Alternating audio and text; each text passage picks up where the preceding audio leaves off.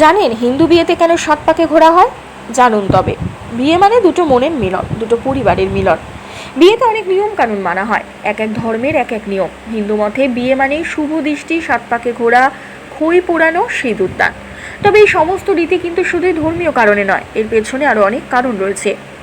বিয়ে মানে দুটো মনের মিলন, দুটো পরিবারের মিলন ঠিকই, কিন্তু কারণগুলি নির্দিষ্ট পরিমাণে কি কি। হিন্দু মতে বিয়েতে আমরা দেখতে পাই আগুনের কুণ্ডলের চারপাশে বর বউকে ঘুরতে, একে 7 পাকে বাঁধা পড়া বলা হয়। এর মাধ্যমে অগ্নিদেবতাকে বিয়েতে সাক্ষী হিসাবে রাখা হয়। শুধু আগুনের চারপাশে ঘোরাই নয়, এই সময় বিভিন্ন প্রতিশ্রুতিও দিতে হয় একে অপরকে। প্রথম প্রতিশ্রুতি, প্রথমে বর তার বউ এবং তার ভাবী সন্তানদের যত্ন নেওয়ার প্রতিশ্রুতি দেন। বিনিময়ে কনেও প্রতিশ্রুতি দেন যে তিনি তার স্বামী এবং তার পরিবারের যত্ন নেবেন।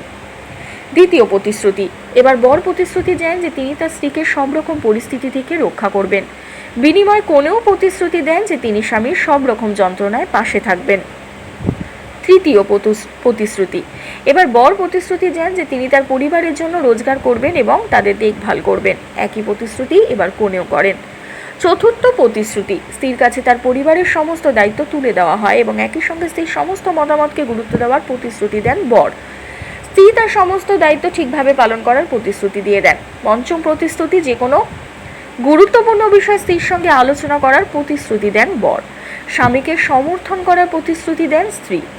ষষ্ঠ প্রতিশ্রুতি, স্ত্রীর প্রতি সত্য থাকার প্রতিশ্রুতি দেন স্বামী।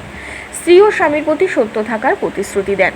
সপ্তম প্রতিশ্রুতি, শুধু স্বামী হিসাবেই নয়, বন্ধু হিসাবেও সারা জীবন স্ত্রীর সঙ্গে থাকার প্রতিশ্রুতি দেন বর। বিনিময়ে স্ত্রীও স্বামীর সঙ্গে জীবনের শেষ মুহূর্ত পর্যন্ত থাকার প্রতিশ্রুতি দেন। ধন্যবাদ।